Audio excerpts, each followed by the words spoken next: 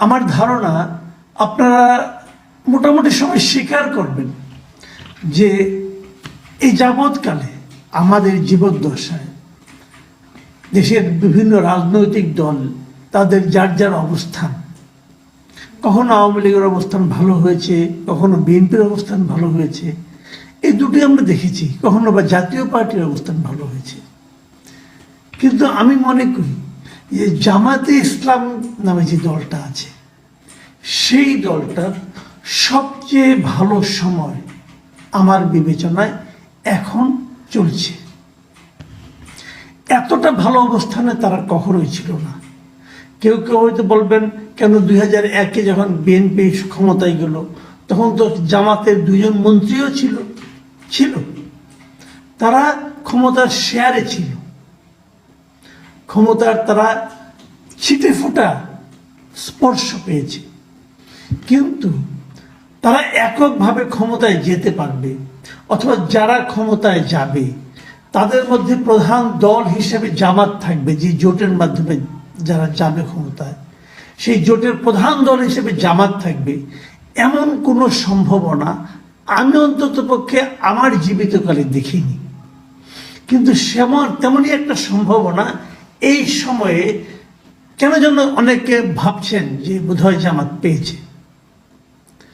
তো জামাত এই সুযোগটা সদ্ব্যবহার কি আদৌ করবে? করলে কিভাবে করবে? জামাত আগে যতবার যেভাবে ছিল, জামাত কিন্তু দাপটের সঙ্গে ছিল। আমি মনে করি জিয়াউর রহমান যখন ক্ষমতা নিলেন তারপরের থেকে জামাত ধীরে ধীরে কিন্তু নিজেদের মতো করে দাপটের সঙ্গে তারা রাজনীতি করতে পেরেছে, তারা স্বাধীনভাবে রাজনীতি করতে পেরেছে, কিন্তু কখনোই ক্ষমতায় যাওয়ার মতো সম্ভাবনা তৈরি করতে পারেনি। এখন পারলো কেন? আমার বিবেচনায় পেরেছে এই কারণে যে তাদের উপর আমি মনে করি গত 15 বছর আওয়ামী লীগের যে সরকারটা ছিল তারা জামাতের উপর অন্যায় করেছে। এই অন্যায়টা দেশের সাধারণ মানুষ ভালোভাবে নেয়নি, যে কারণে যারা নাকি সবসময় নিপীড়িত থাকে তাদের প্রতি সাধারণ মানুষের এক ধরনের সিম্প্যাথি কাজ করে। সেই সহানুভূতি জামাতের জন্য একটা ইতিবাচক উপাদান হিসেবে যুক্ত হয়েছে। আরো একটা ঘটনা ঘটেছে, সে ঘটনাটা হলো যে জামাত এই সময়টাতে নিজেদেরকে নানাভাবে, যেহেতু তাদের প্রকাশ্য রাজনীতি করার অতটা সুযোগ সুবিধা ছিল না, তারা নিজেদের মতো করে তাদের দলটাকে গুছিয়ে নিতে পেরেছে এবং গুছিয়ে নেওয়ার মাধ্যম হিসাবে তারা তাদের যে টেকনিকটা, যে বিভিন্ন জায়গায় বিভিন্ন সেক্টরে নিজেদের লোকগুলোকে তারা স্থাপন করতে পেরেছে, বসাতে পেরেছে। শিবির ছিল অন্য চেহারায় ছিল, ছাত্রলীগের মধ্যে শিবির ঢুকে গিয়েছিল, তারপরে তারা রাজনীতির সঙ্গে ছিল এবং তাদের নীতিগত যে আদর্শের ব্যাপারটা সেটাকে তারা চালু রাখতে পেরেছে এবং সব জায়গায় প্রশাসনের সমস্ত জায়গায় তারা এই কাজগুলো করতে পেরেছে, যার সুফল তারা এখন পাচ্ছে। এখন দেশের গুরুত্বপূর্ণ জায়গায় জামাত তাদের যে প্ল্যান্টেড যে ক্যারেক্টারগুলো আছে সেগুলোকে বসাতে পেরেছে এবং তারা এখন সব জায়গায় এক ধরনের প্রভাব বিস্তার করছে। তার মানে পরিবেশটা কিন্তু তাদের অনুকূলে এখন আছে। এই অবস্থায় জামাতের সবচেয়ে দুর্বলতার দিকটা কোথায়? আমি মূলত আজকে জামাতের রাজনীতি নিয়ে কথা বলবো, এই জন্য আলোচনা করছি আর কি। জামাতের সবচেয়ে দুর্বলতার দিক কোনটা? আমি মনে করি দুর্বল দিকটা হলো তাদের 71-এর স্বাধীনতার যুদ্ধে তাদের ভূমিকা আসলে কি ছিল, সেই বিষয়টা নিয়ে যখন আলোচনা ওঠে তখন জামাত যে চুপ করে থাকে, আমি মনে করি এটা হলো জামাতের সবচেয়ে বড় দুর্বলতা। প্রথম দিকে কয়েকদিন চেষ্টা করা হয়েছিল, যেহেতু আমি আগেই বলেছি এই যে ছাত্র আন্দোলনের মাধ্যমে সরকারের যে পতন ঘটলো, এখানেও কিন্তু জামাতের যে ছাত্র সংগঠন ইসলামী ছাত্র শিবির তাদের গুরুত্বপূর্ণ ভূমিকা ছিল এবং সেই ভূমিকা ছিল বলেই তারা কিন্তু একটা ন্যারেটিভ, মানুষের মধ্যে একটা চিন্তা, একটা বিকল্প চিন্তা হিসেবে 71-এর বিকল্প হিসেবে জুলাই আগস্টের যে আন্দোলন, সে আন্দোলনকে দাঁড় করানোর একটা চেষ্টা তারা কিন্তু করেছিল এবং বেশ জোরে সোরেই করেছিল এবং অনেকে এমনও ভেবেছিলেন বোধহয় তারা সেটাকে বাস্তবায়নও করতে পারবে, কিন্তু যে কোনো কারণে হোক আমার মনে হয়েছে তারা নিজেরাও বুঝতে পেরেছেন যে ৭১-এর বিকল্প ২০২৪ নয়, এটা তারা বুঝতে পেরেছেন। ৯ মাসের বিকল্প ৩৬ দিন নয়, এটাও তারা বুঝতে পেরেছেন। ওটার উপরে এটাকে উঠানো যাবে না, ওটাকে প্রথম আমাদের স্বাধীনতা যুদ্ধ হিসাবে মেনে নিয়েই পরবর্তী কাজগুলো করতে হবে। তো ওটাকে যদি আমি আপনাদের প্রধান অর্জন মনে করি, আমাদের জাতি হিসেবে আমাদের প্রধান অর্জন মনে করি, তো সেই অর্জনে জামাতের কি ভূমিকা ছিল, সেই অর্জনে জামাত কি ভূমিকা রেখেছিল, সেই প্রশ্নটা কিন্তু মানুষের মনে আসবে। এই জায়গায় প্রথম জামাত যে স্ফুলিঙ্গটা জ্বালানো, আমি মনে করি যে আলোচনাটা কিন্তু বিতর্কটা কিন্তু জামাতই উস্কে দিয়েছে। কোথায় উস্কে দিয়েছিল? জামাতের আমির উনি একটা সবাই বলেছিলেন এদেশের একমাত্র পরীক্ষিত দেশপ্রেমিক হলো জামাতে ইসলামী এবং সেনাবাহিনী। ওটা বলেই উনি মানে আলোচনাটা উস্কে দিয়েছেন। এবং তখন দেখলাম বিএনপির বিশেষ করে একজন নেতার কথা আমার বলতে হয়, মেজর হাফিজ উদ্দিন আহমেদ, উনি কিন্তু এই প্রসঙ্গটা তুলেছেন। উনি বেশ দৃঢ়তার সঙ্গে বলেছেন, প্রশ্ন করেছেন জামাতকে নিয়ে। এবং উনি সর্বশেষে আরেকটা কথাও বলেছেন, সেটা হলো যে জামাতের আসলে উচিত ছিল এই সময়ে এসে তাদের ৭১-এর ভূমিকাকে জাস্টিফাই করা, যে বলা যে ৭১ আমরা যেটা করেছি সেই কাজটা আমরা ভুল করেছি।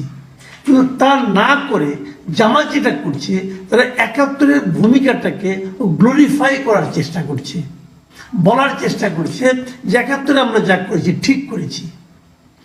এই যে ব্যাপারটা, এই বিষয়টা আমি মনে করি আগামী দিনে জামাতের রাজনীতির জন্য একটা বড় ভূমিকা হয়ে দাঁড়াবে।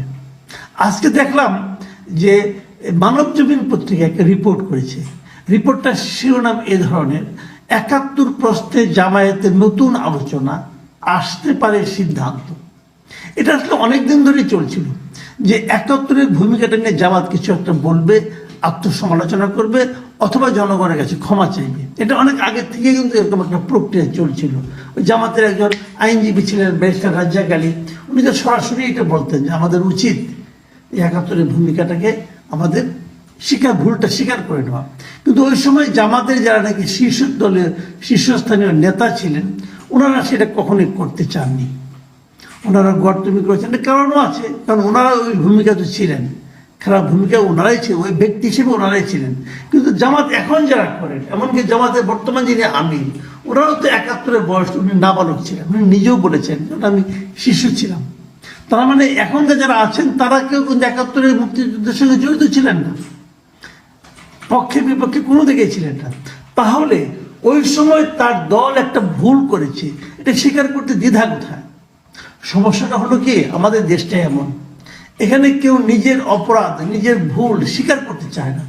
যেমন ধরুন গত বেশ কয়েকদিন ধরে যে আলোচনাটা খুব উঠছে, সেটা হলো যে এই যে গত ১৫ বছর আওয়ামী লীগ যে দুঃশাসন চালিয়েছে, আওয়ামী লীগ কি একবারের জন্য বলেছে যে তারা কাজটা ভুল করেছে? এমনকি জুলাই বিপ্লবের সময়, জুলাইয়ের ৫ তারিখের পর থেকে, জুলাইয়ের ১ তারিখের পর থেকে যে ৩৬ দিন ধরে আন্দোলনটা হয়েছে, এই সময়ে তাদের ভূমিকাটা যে খারাপ ছিল তারা কি একবারও স্বীকার করেছে? এমনকি তারা যে ১৫ বছর লুটপাট করেছে, তারা যে এদেশ থেকে ধন সম্পদ বিদেশে রপ্তানি করে চুরি করে নিয়ে যেতে এস আলম সহ বিভিন্ন ব্যক্তিকে সহায়তা করেছে, এটা যেটা অন্যায় ছিল দেশের প্রতি, দেশের জনগণের প্রতি, এটাকে আওয়ামী লীগ একবারও স্বীকার করেছে? কোনো পর্যায়ের লোককে স্বীকার করতে দেখেছেন? দেখেননি। এই জায়গাটাতে কিন্তু আমাদের পলিটিক্যাল পার্টিগুলো ভুল করে। ভাই আপনারা তো ভুল করেছেন, আপনারা তো অন্যায় করেছেন, স্বীকার করতে দ্বিধা কেন? এই কারণে করে না যে এই দলগুলো নিজেদের নেতৃত্বকে টিকিয়ে রাখতে চায়। তারা মনে করে স্বীকার করলে পরে আওয়ামী লীগের হয়তো লস হবে না, কিন্তু ওই নেতৃত্বের লস হবে। হয়তো শেখ হাসিনা আবার আসতে পারবে না, হয়তো আওয়ামী লীগ আসবে শেখ হাসিনাকে বাদ দিয়ে। তারা এটা চায় না, কারণ শেখ হাসিনার যারা অনুগত, যারা এই সুবিধাপ্রাপ্ত ব্যক্তি, যারা বিপুল অর্থ সম্পদ কামিয়েছেন, তারা শেখ হাসিনাকেই বারবার চান।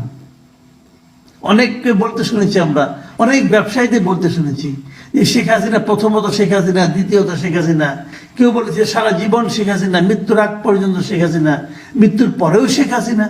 তারা অবশ্যই ইদানিং ডিগবাজি মারছেন, এটাও আমরা দেখছি। আমাদের দেশ তো, এখানে অনেক নাটকই দেখতে হয়।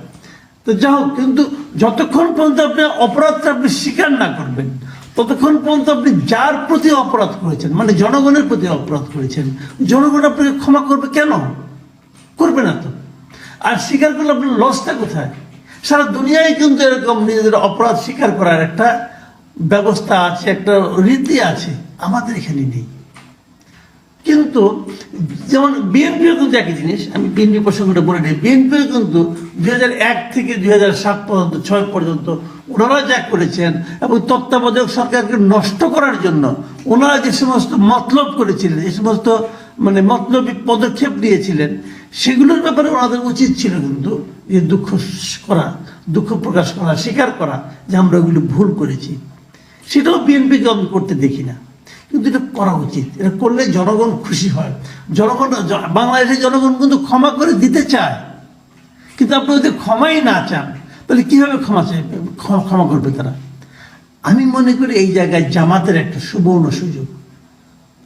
জামাত কিন্তু পারে, জামাত কিন্তু বলতে পারে যে আমরা যে ভুলটা করেছি, 71-এ আমাদের দল ভুল করেছে, আমরা সেটাকে ভুল হিসেবে মেনে নিচ্ছি, এবং যদি আমাদের যারা কারো অন্যায় হয়ে থাকে, কারো যারা ক্ষতিগ্রস্ত হয়ে থাকে আমাদের কারণে, আমরা তাদের কাছে ক্ষমা চাচ্ছি।